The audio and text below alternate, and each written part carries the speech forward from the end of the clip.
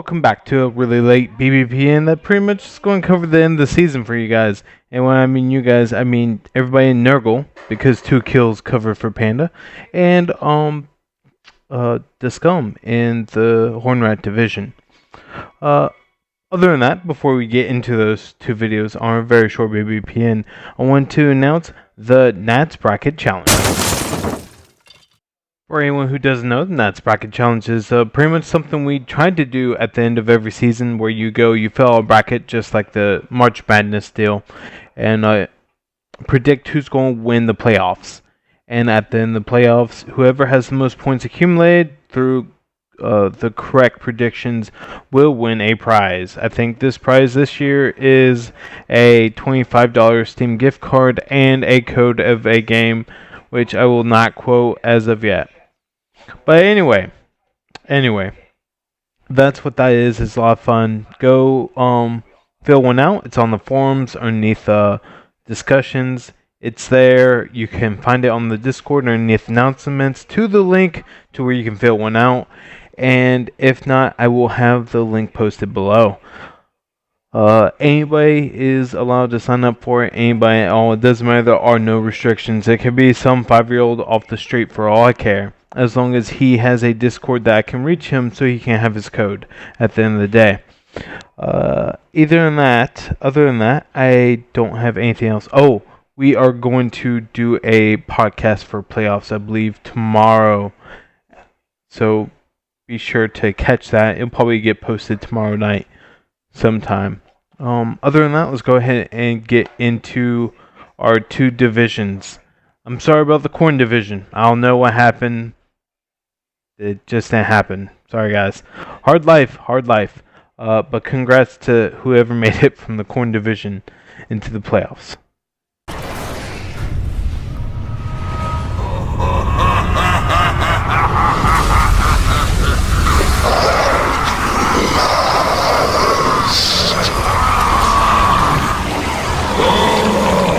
Flesh, bone, and bile. How delicious. Alright, coaches. This is 2 kills, 1 cup with coverage of the Nurgle division for BBPN round 2 of season 1.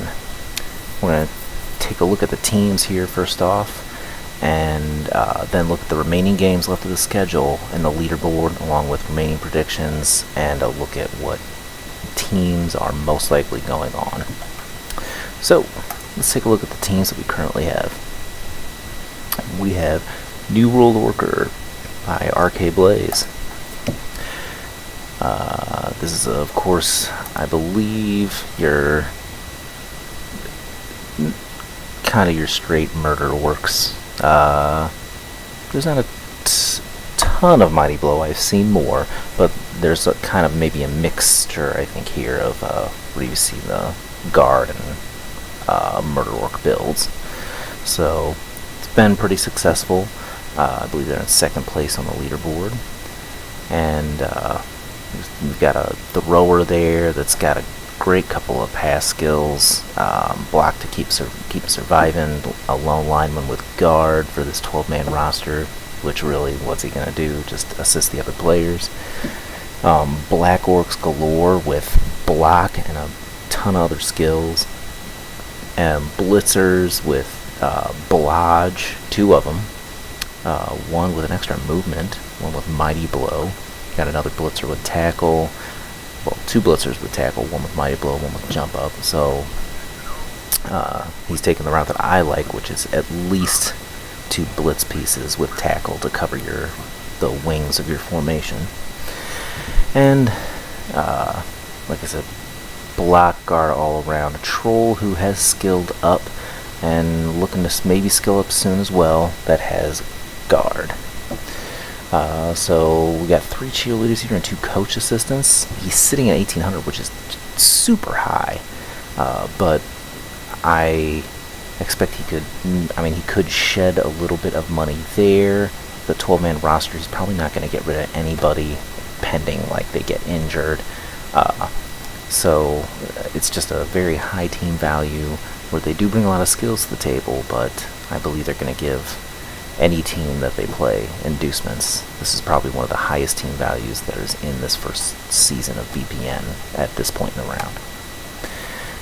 Alright, let's take a look at the next team. Thousands Way to Die by Werecaster, the Khemri team that has made its way to round 2 and possibly beyond once we take a look at the leaderboard here. So, Thousands Way to Die. We have what looks like here a 13-man roster. He does have a bunch of dirty player here, which is really just threat pieces from linemen, as well as, of course, a lot of skilled up tuned guardians that have the good old combination of guard and mighty blow. 2 that are unskilled, but 1 is really close. I mean, really the threat pieces as well. 2 blitz rods, 1 with diving tackle. He does have tackle pieces on some of these other line skeletons as well as kick. And for his throw rods, awesome blodger with fend, and another throw rod with movement 8 and block. So this team is really set up well for a Khemri team. And I think that's really that you'll see that he of course has Tomb Guardian pieces, which are naturally scaring everybody, and they actually just have a lot of strength to help hold your line.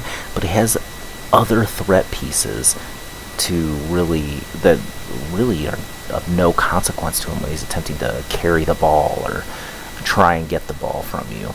I think these threat pieces, along with these Tomb Guardians, are like just work great for the robots. Just get in, do their stuff, get away, and keep the other team kind of at bay and guessing at which target that they're going to want to hit first.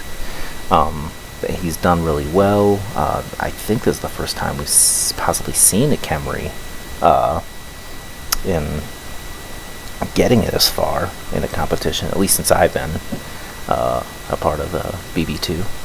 So yeah, I'm really impressed with the team, and let's see what Werecaster is going to do if he moves on to the playoffs. Next up, Knee-High Knockout by Hikaru. He brought the dwarves. Oh, good. So we automatically have a Death Roller that has the normal bunch of skills.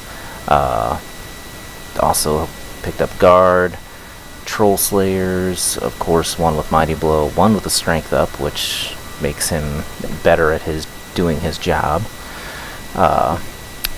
We have 2 Blitzers, 1 with an extra movement, which is pretty great. We got another runner down here that's got an extra movement and dodge. Jeez.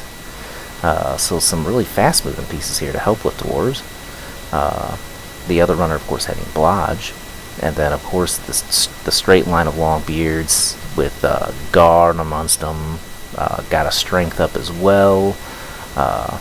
Stand Firm and Diving Tackle. Well, that's just going to be a pivotal piece of trying to get ball carriers here with the Diving Tackle, Stand Firm, and Tackle. And 1 Mighty Blow. So not really focused on the Mighty Blow, which that's fine with the amount of blocks that dwarves are usually going to do. They're going to knock some people out. I mean, you can spend a lot on murdering other teams, but I think these skill ups of extra movement and these 2 high strength pieces really allow some better positioning for the team, which I think is, I mean, of course it's way better for dwarves. They need positioning in order to be powerful. So focused less on the murder and more on the positioning. That's probably why this team has been pretty successful and has made it this far. Just 3 rerolls. Fan Factor, Apothecary, 6 Apothecary, no cheerleaders or coach assistants. That's fine. Sitting at a high value of 1790. He's got a roster of 13. Definitely not going to buy any more. If anything, he could shed some dead weight. So if somebody got injured and needed to fire him, it'd be great because it would lower his TV and he'd be offering no inducements against other players. But yeah, this team is sitting pretty good, and we're gonna see how they're gonna be doing and possibly moving on. Alright, next up is Chords Pretty Kittens. Obviously the best team in this division, but, so here we have, the Amazons, a 13-man roster, no cheerleaders, no coach assistants, 3 rerolls, apothecary, 10 fan factor, got, 4 blitzers, 3 tackle on them, 2 with Mighty Blow, 3 with guard, and Tanya Tasserin has the extra 2 movement, a movement 8 blitzer with guard. So that's a great piece for repositioning and also quick scoring. And then what do you have for the rest? Just a boatload of blodge. 1 line woman who's down an AG, that's fine. That's easily replaced with the amount of blodge if needed to be fired, but probably a front line on defense position is mostly what it's been. And then guard, sure hands, and blodge on the thrower, and then the catcher blodge as well, so those pieces can utilize their skills in throwing and catching and kind of effectively keeping the ball in the hands of the player without too much worry, and then just 1 dirty player to keep the competition honest, or possibly create their best targets to go down, because this piece does not have blodge, so easy piece to go after. Team has been doing really well, very strong on the skills so far, so see how they do going forward. Unnecessarily Aggressive by I Am Sancho. This is the Kislev team that has just been doing great. Oh, looks like we had a rough last game. Looks like the bear here has just a movement,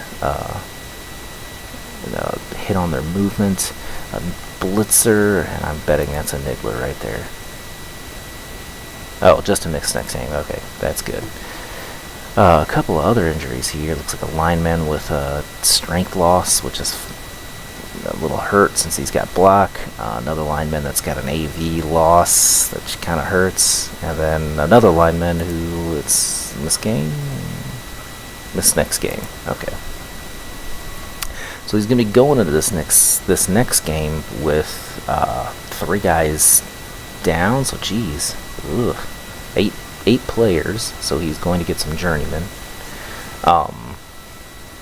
12. He's going to have 9 players. So he's going to have 2 journeymen and not have the bear. Greatly reduced his team value because he was actually up there in the 1600s. What with that? I believe 1700s. So he's going to get some inducements in the next game most likely.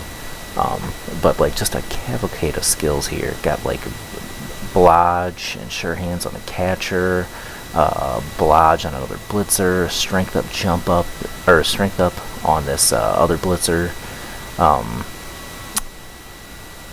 Got block, of course, on that lineman like we talked about, and then multiple guard pieces.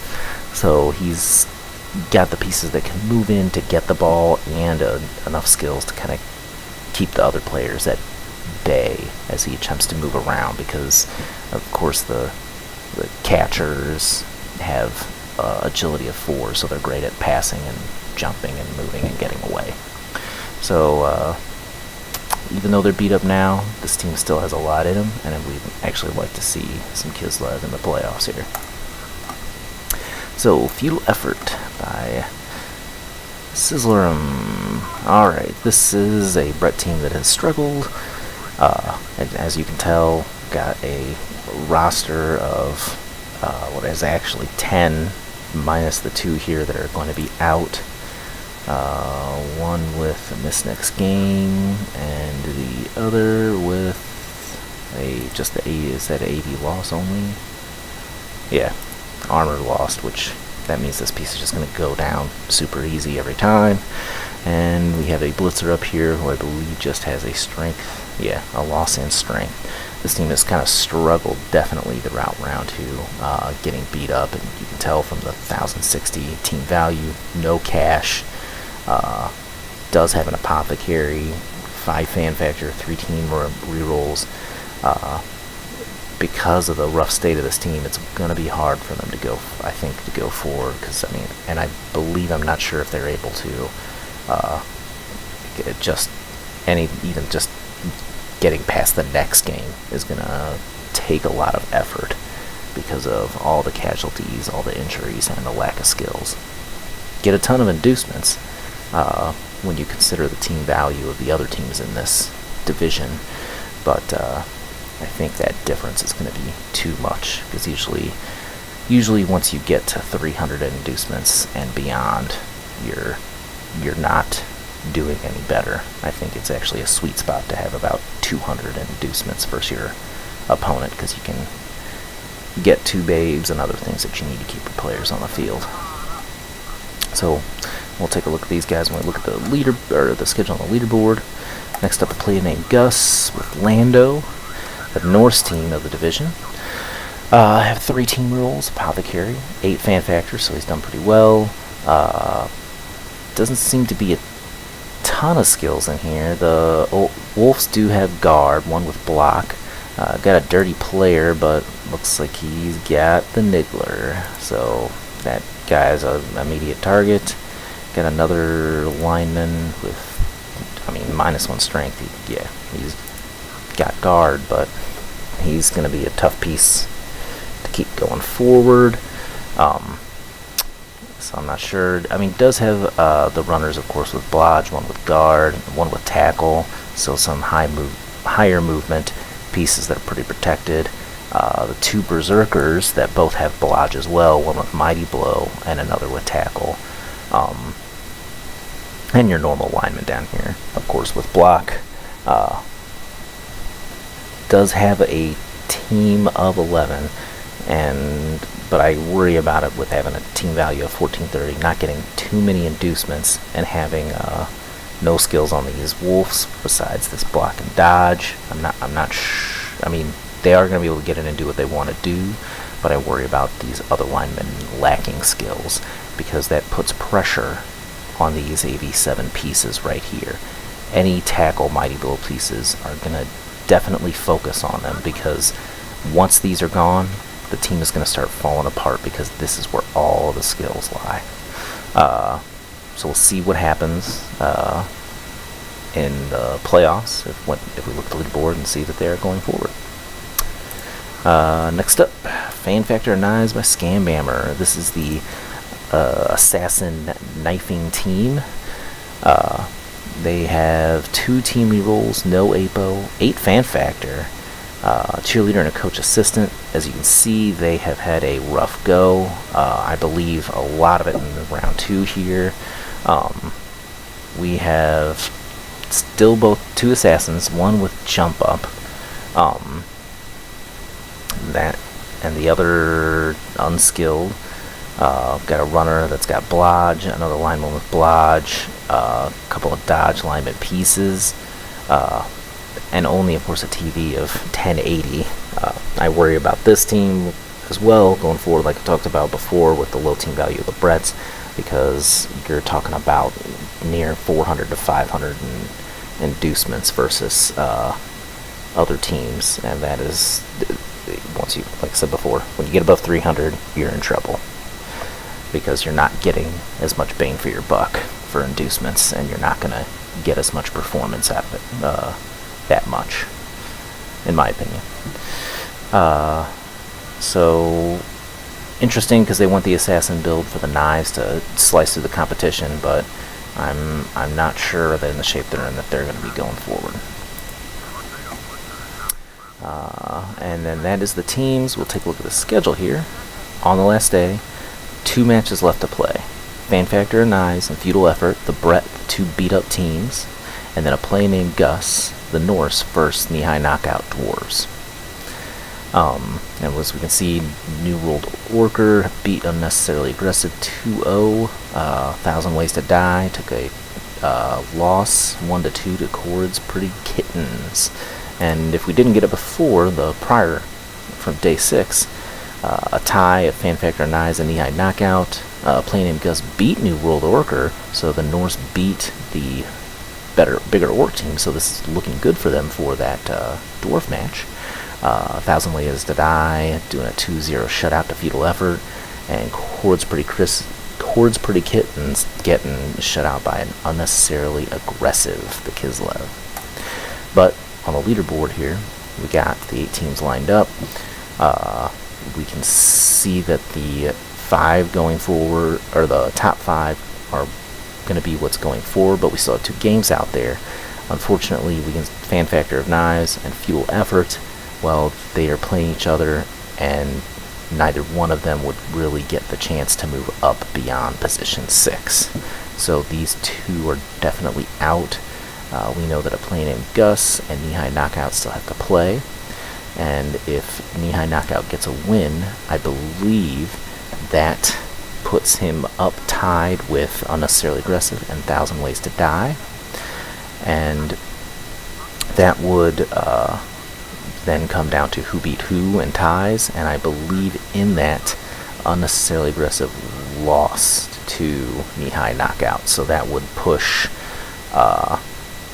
the Hikaru up here into making it territory, and it would be up to Unnecessarily Aggressive and 1,000 Ways to Die. And if we look back at how they did versus each other, it looks like they tied.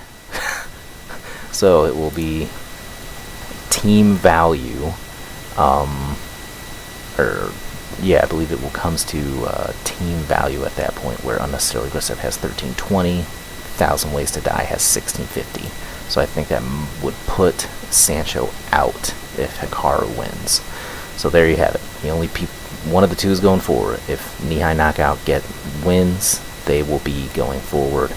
Otherwise, Sancho's Kislev go forward. And outside of that locked in are Chords Pretty Kittens with the 511, Arcade Blaze New World Orker with a 412, a player named Gus currently with 321, and then Werecaster, who's definitely going forward with his Khemri with a 3, 1, and 3.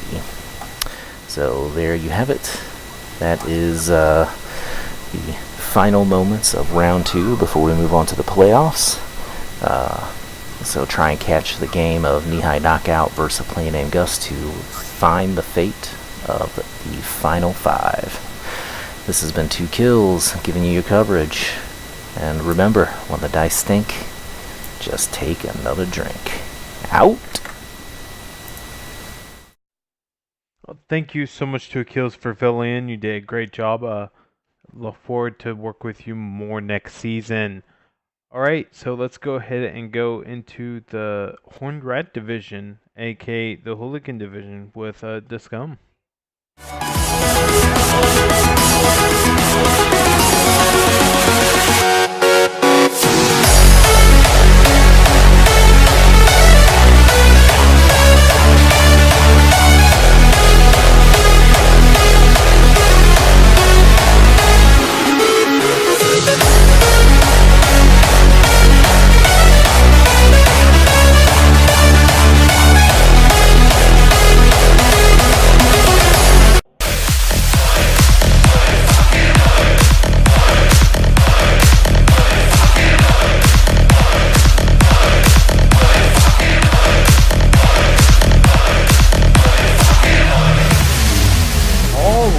Lads, it is time. Hooligan division, it's settling up now. The last 4 teams have advanced up. Let's take a look at the teams. Let's bring it away here. Excuse me very much. Okay, here we go. The final 4 survivors, as you can see, advancing in. The Norse, the Pro Elves, the Dark Elves, and the Kislev have made it. This does not represent the seeding, so let's go and take a look at each of the teams. Let's bring it up, lads. Many stand against us, but they will never win. We said we would return, and here we are again to bring them all destruction. Yeah, you can see who has marched in indeed. Yes, Norse finished top tier, #1 in the division. Well, they had to work hard to do it. They came in crippled, some good firm coaching, and look, they've actually done a decent job. Let's take a quick little peek at what is going to face the first game here. Seeded #1. Take a look what they've got here. They have packing skills. They are missing 1 or 2 critical players. They do indeed have a new replacement coming in, but it's a lot of crazy skills here. It is going to be a tough time stopping them. 8 fan factor. The supporters are basically defective odor pretty much at this point. They got Apothecary. He's trying to cover his fame rolls here. 3 rerolls. How well can they do? Is this the team that's going to take it all? Let's take a look. What is the saying here? Yeah, he thinks it's a done deal. All right, let's go and take a look at team number 2.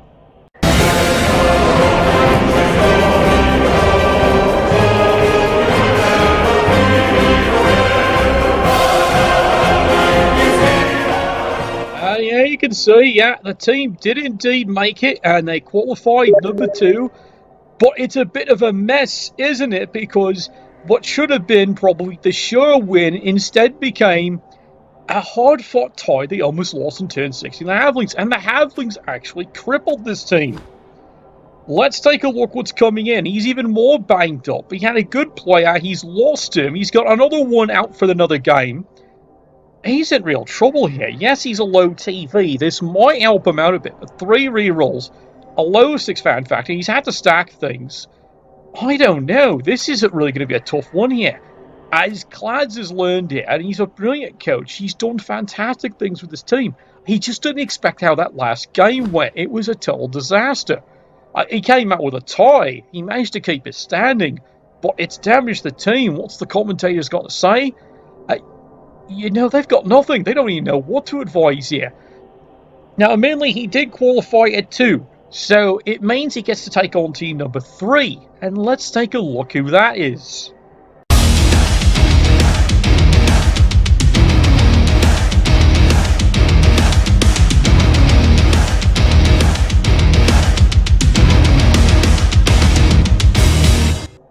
Yeah, they made it in the phenomenal Game 5, trying to seize destiny, and they even snuck their way into a better qualifying position. It is none other than the Dark Elves here. Well played, well fought. This might be the big surprise here. So let's take a look, strength to strength. AV's gone up, but look at the team. Yes, he's missing probably a key player here, but I don't think he's too worried about that. 3 raid rolls. Good eye fan factor. This might be a big deciding factor. However, against his opponents, he might in the last game suddenly buy a cheerleading assistant coach just to balance things out here. Look at the crazy skills. And it's going strength to strength to strength to strength. Now, admittedly, people thought this angry girl was out of it, yet she has helped carry the team, kept them alive, been the strike threat for the rest of the players to start to shine, and they are starting to deliver. Is this the season? Could they qualify out? It's been done before. Let's see what the commentator actually says. Yeah, he thinks they are the dark horse. They may be the big surprise. And let's see who's ended up in the last position.